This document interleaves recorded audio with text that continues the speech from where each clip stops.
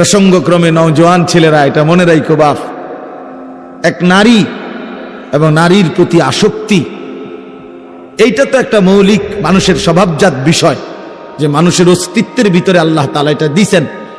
কিন্তু সেইটা কেউ যদি নেককার স্ত্রীর জন্য অপেক্ষা করে আর আল্লাহর কাছে দোয়া করে, আর নেককার স্ত্রী, চরিত্রবান স্ত্রী মিলে, আল্লাহর কসম, তো পৃথিবীতেই তার ঘরে, তার জীবনে জান্নাতের সুখ বিরাজ করে। আর বন্ধু, চরিত্রহীন লম্পট হয়ে দিন রাত নারী ছবি, অশ্লীলতা, বেহায়াপনা, অসভ্যতা, বেহায়া বেপর্দা কোনো নারীর পিছনে ঘুরে, ছবিতে হোক আর বাস্তবে হোক, যে চরিত্রহীন লম্পট তার জীবন শেষ করে দিছে, খোদার কসম, আল্লাহর ওয়াদা আছে, ওই খবিস চিরেই তার জন্য বিবি মিলবে আরেকটা খবিস।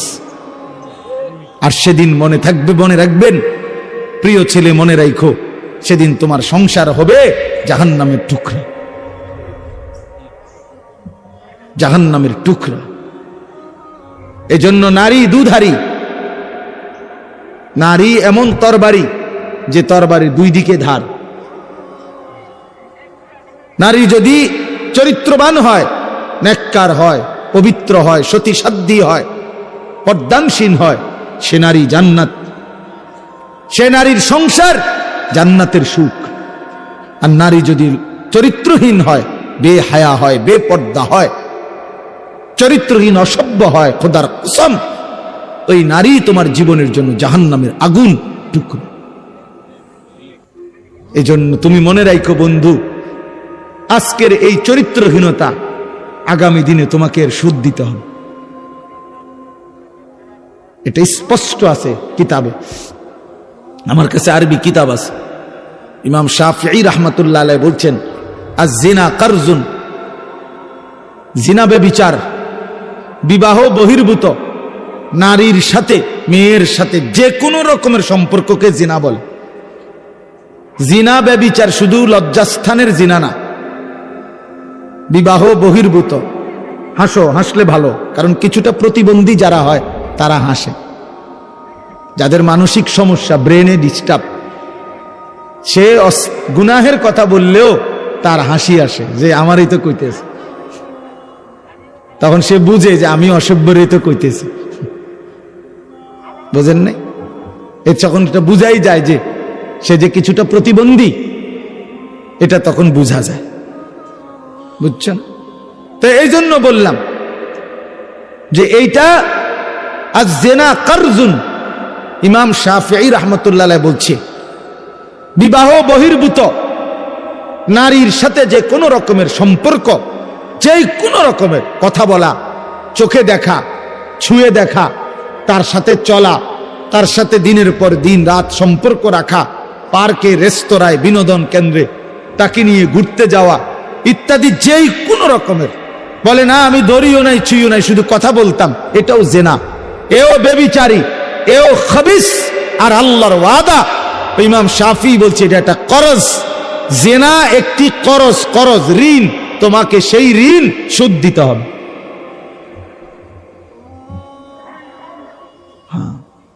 বেবিচার একটি কর্জ, এটা ঋণ, এটা সুদ দিতে হবে। তিনি বলছে তোমাকে এটার সুদ দিতে হবে, তোমার এই চরিত্রহীনতার শোধ, তোমার এই লম্পটের শোধ, সারা রাত নারী ছবি, উলঙ্গ দৃশ্য দেখার শোধ দিতে হবে। এটা মনের একটা ছেলে হলো যদি কেউ বুঝে থাকো তো মনে রাখো, এর সুদ দিতে হবে। তুমি অচিরেই তোমার জীবনে একটা খবিস মিলবে, সেই খবিস তোমার জীবনটা তখন জাহান্নামের টুকরা বানায় ফেলবে। বেপর্দা নারীর হাসি, হাসি না, এটা আগুন। নর্তকীর হাসি, হাসি না, এটা মূলত আগুন। বেহায়া কন্যার প্রেমের কথা, এগুলো মূলত সুন্দর কোনো শব্দ না, এগুলো আগুনের গোলা, এগুলো আগুনের গোলা। এটা সুদ দিতে হবে নিজের জীবনে, তখন ধুকে ধুকে মরবে। রাস্তার বেড়ি দেখুন আর মোবাইলের নারী দেখা, আর নিজের বউ 6 নম্বর হওয়া, 3 নম্বর বেডি হওয়া, হ্যাঁ অনেকটা ডিফারেন্স। ওই মানুষের জীবনে আর কোনোদিন সুখ মেলে না যে একটা চরিত্রহীন নারী পায়, অসৎ নারী, অসৎ নারী। আপনারা যদি নাও জানেন, আমরা তো জানি, কারণ আমরা যে হুজুর মানুষ, আমগোর কাছে তো হাজারো মানুষ, শত শত মানুষ নিজের ব্যক্তি জীবনের বহু কথা বলে, দোয়া চায়, তা আমরা তো শুনি কি বলে, কি বলে। বাহিরের মানুষ তো মনে করে হাসতেছে, স্বামী স্ত্রী একই ভক্সি গাড়ি দিয়া যায় প্রতিদিন, একই অফিসে অফিস করে, আবার সন্ধ্যা হলে ফিরে, একই ভবনে থাকে 3 বছর, 7 বছর, 5 বছর। পৃথিবী জানে তারা স্বামী স্ত্রী, কিন্তু পরিষ্কার পুরুষের বক্তব্য হলো, না হুজুর, আজকে 7 বছর আমরা মূলত বিচ্ছিন্ন, কিন্তু লজ্জায় কাউকে বুঝতে দেই না, একসাথেই বের হই, একসাথেই ঘরে ঢুকি, আলাদা থাকি।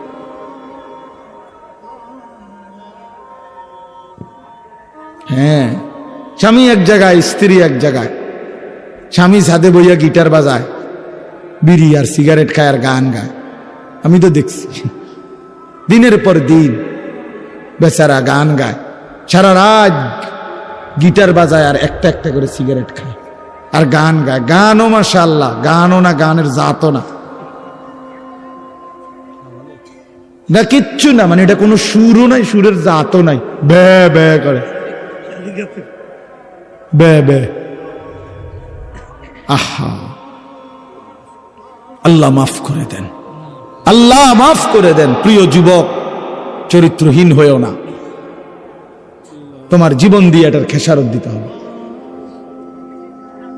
তোমার অপকর্মের দায়ভার আল্লাহর কসম অন্য কেউ নিবে না।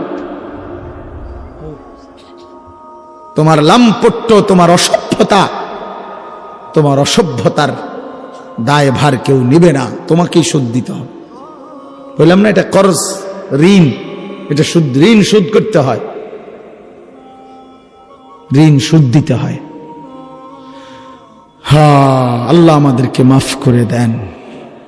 আমি মনে করাই দিলাম, যদি কোনো ছেলে বোঝো তো ছেড়ে দাও, এক পবিত্র নারীর জন্য অপেক্ষা করো, এক হালাল স্ত্রীর জন্য অপেক্ষা করো। এই পৃথিবীতে এখনো আছে পবিত্র নারী, চরিত্রবান নারী আছে, যে আল্লাহর কাছে চায়, আনা ইনদা যন্নি আব্দি বি।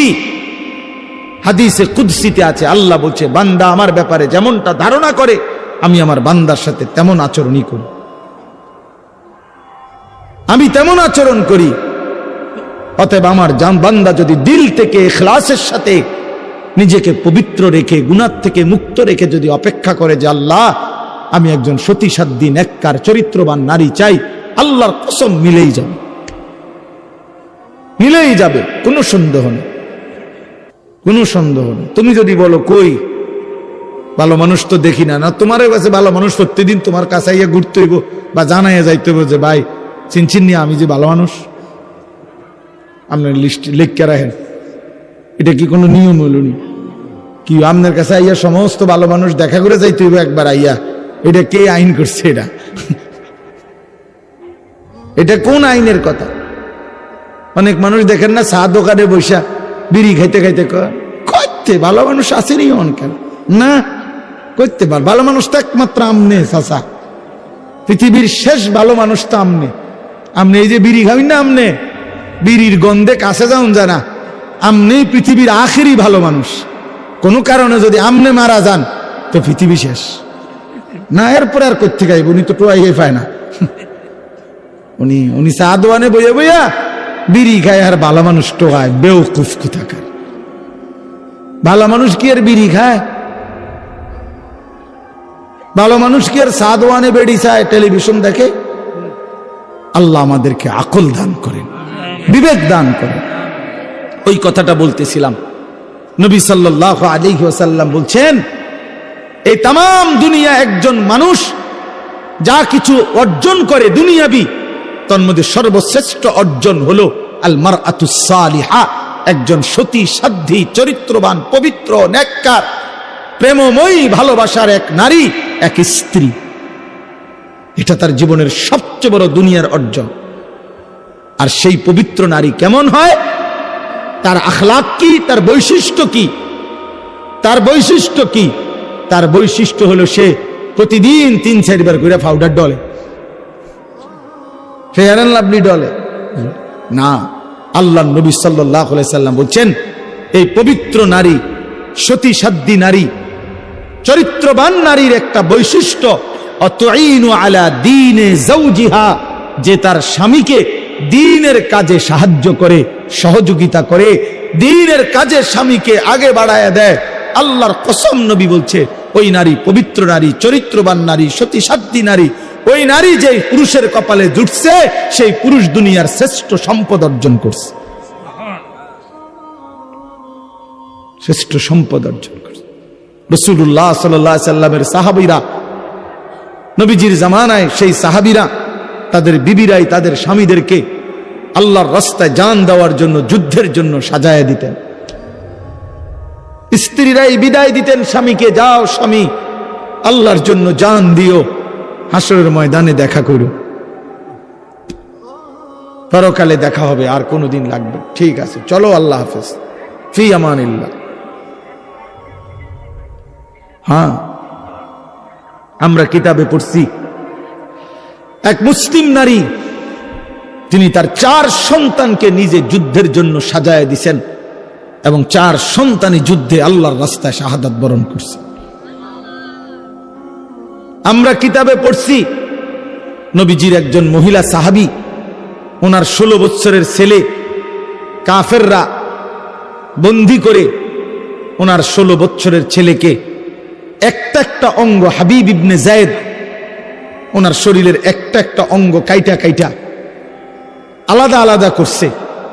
এরপরে বুটি বুটি করে, পিস পিস করে, গোশতের টুকরার মতো কইরা এরপরে আগুনে পুরাইয়া ছাই করে ফেলছে।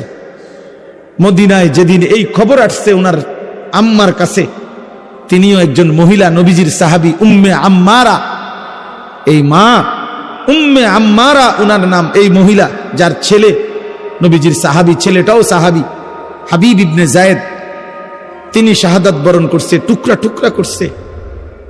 তো উম্মে আম্মারার কাছে যখন এই খবর আসছে যে মা, তোমার সন্তান আল্লাহর জন্য জীবন দিছে, কালেমার জন্য জীবন দিছে, নবী সাল্লাল্লাহু আলাইহি সাল্লামের ভালোবাসায় জীবন দিয়েছে, কাইটা টুকরা টুকরা করে বুটি বুটি করে ফেলছে, কিন্তু তোমার সন্তান আল্লাহকে ছাড়ে নাই, রাসূলকে ছাড়ে নাই, কালেমাকে ছাড়ে নাই। খোদার কসম, তখন আমরা কিতাবে স্পষ্ট পড়ছি, উর্দু কিতাবে, ওই মা চিৎকার করে বলছে, মদিনাবাসী, লিহাযাল ইয়াউমা আরদাতুহু, এমন একটি দিনের জন্যই আমি আমার সন্তানকে বুকের দুধ খাওয়াইছি। সন্তান আমার দুধের হক আদায় করছে, সন্তান আমার 2 বছরের দুধের হক আদায় করছে। আমার স্বপ্ন ছিল, আমার আশা ছিল, আমার পবিত্র সন্তান আল্লাহর জন্য জান দিবে, আর আমার সন্তান আল্লাহর জন্য জান দিছে। নিকল যায় দম তেরে কদমোं के नीचे, यही दिल की हसरत, यही दिल की आरजू है। এজন্য নওজোয়ান, আজ তোমরা ভুলে গেছো, আজ নারীর ফাঁদে জীবন দিয়ে দিছো, উলঙ্গ ছবির কাছে জীবন দিয়ে দিছো, মোবাইলের নর্তকীর কাছে জীবন দিয়ে দিছো, একটা সামান্য মেয়ের কাছে নিজের জীবন শেষ করে দিছো। ছি ছি ছি, পুরুষ এত কাপুরুষ হয় না। একটা বেডির পিছনে কুত্তার মতো সারাদিন ঘুরে, পুরুষ এত বড় জানোয়ার হয় না। পুরুষ এত কাপুরুষ হওয়ার কথা না। যার পৌরুষ আছে, যে পুরুষ, সে এমন হওয়ার কথা না। কিন্তু আজকে আমাদের সন্তানদের আকসার এই মোবাইলে আসক্ত, যত ছেলে পেলে, এর মূল কারণ নারীতে আসক্ত। এটার অপর পিঠে এটাই রেজাল্ট। আপনি খোঁজ নিলে ওয়াজ হনে 2টা 1টা দরকারি কোনো কাজ করে 10 মিনিট 5 মিনিট, আর যে সারা দিন রাত এটা টিফে কিতা করে, বেডি চায়। নারী দেখে, ছবি দেখে, নাচ দেখে, নাটক দেখে, সিনেমা দেখে, অশ্লীল ছবি দেখে, নারীকে নিয়েই ব্যস্ত থাকে। নাইলে আপনি বন্ধ করে দেন, এক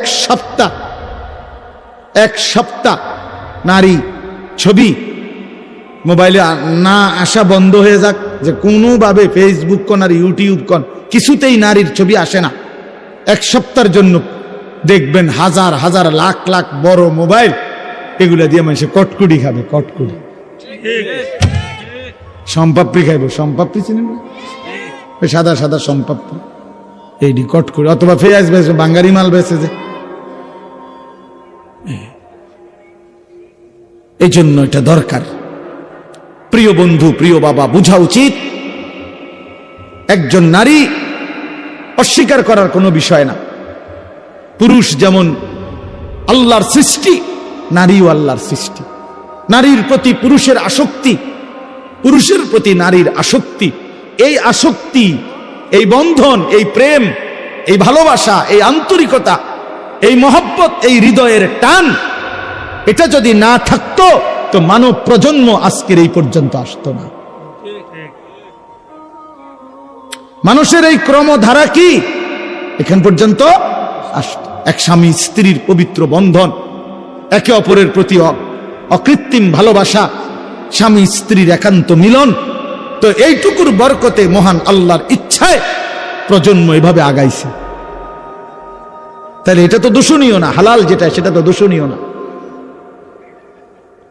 রাসূলুল্লাহ সাল্লাল্লাহু আলাইহি ওয়াসাল্লাম বলছেন, পবিত্র স্ত্রী তার মুখে যদি কেউ খাবারের লোকমা তুলে দেয়, হাত্তা লোকমাতা ফি ইমরাতিহ, নবীজি বলছেন কেউ যদি তার হালাল স্ত্রীর মুখে এক লোকমা খাবার, একটা রুটি, সামান্য একটু খাবারও তুলে দেয়, আল্লাহ রাসূল সাল্লাল্লাহু আলাইহি ওয়াসাল্লাম বলছেন আল্লাহ তাআলা তাকে আল্লাহর রাস্তায় সাদাকা করার সওয়াব দান করেন।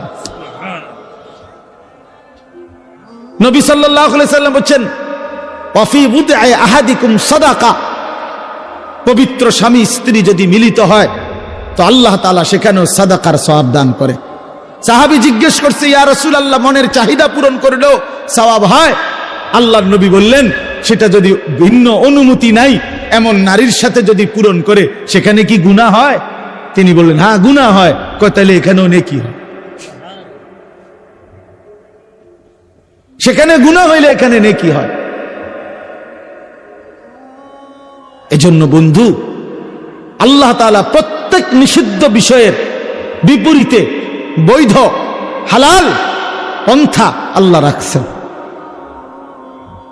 যিনি মদ হারাম করেছেন তিনি মধু হালাল করেছেন, যিনি সুদ হারাম করেছেন তিনি ব্যবসা হালাল করেছেন, যিনি ভিন নারী দেখা হারাম করেছেন তিনি বিবাহ হালাল করেছেন। এমন কোনো বিষয় নাই বান্দার যেটা চাহিদা আছে অথচ সেই চাহিদা পূরণের বৈধ কোনো পন্থা আল্লাহ দেন নাই। খোদার কসম, এমন চাহিদা মানুষের মধ্যে নাই, এটা হতে পারে না। কারণ প্রতিটি চাহিদাও দিছেন আল্লাহ, সেই চাহিদা পূরণের হালাল পন্থা নির্ধারণ করে দিছেন, সেটাও আল্লাহ করছেন। আজকে অনেক মা বোন হয়তো পর্দার আড়ালে আছেন, শুনতেছেন, আপনাদেরকেও বলি, বেপর্দা নারী, বেহায়া নারী, বেহায়া কন্যা, তার বাস্তবিক অর্থে সামাজিক কোনো মর্যাদা নাই। ইসলামের দৃষ্টিতে, মানবতার দৃষ্টিতে, ইনসাফের দৃষ্টিতে, বিবেকের দৃষ্টিতে তার কোনো সম্মান নাই, ইজ্জত নাই। বেপর্দা নারী তো শোপিস, উপভোগের পণ্য। বেপর্দা নারী তো প্রদর্শনের বস্তু, প্রদর্শনের বস্তু, যে নিজেকে প্রদর্শন করে বেড়ায়। আল্লাহ তাআলা আমাদেরকে মাফ করে দেন। আল্লাহ আমাদের মা বোন, আমাদের কন্যা, যে সমাজের নারী বেপর্দা হয়, বিশ্বাস করেন ওই সমাজের সবচেয়ে বড় বিপদ হলো হালাল এবং পবিত্র পন্থা, হালাল এবং পবিত্র বিবাহ এবং হালাল এবং পবিত্র মানব প্রজন্ম তছনছ হয়ে যায়। আজকের ইউরোপ এই ব্যাধিতে আক্রান্ত, যখন অবাধ যৌনাচার, নারী পুরুষের অবাধ সহজ করে দিছে, আজকে তাদের বৈধ সন্তানের চাইতে অবৈধ সন্তানের পরিমাণই বেশি, পরিমাণই বেশি। আল্লাহ আমাদের সমাজ, আমাদের বংশধর, আমাদের প্রজন্মকে জিনা, ব্যভিচার, বেহায়া, বেপরদিগি, বেশরম এই জিন্দিগি থেকে হেফাজত করেন। বলেন আমিন।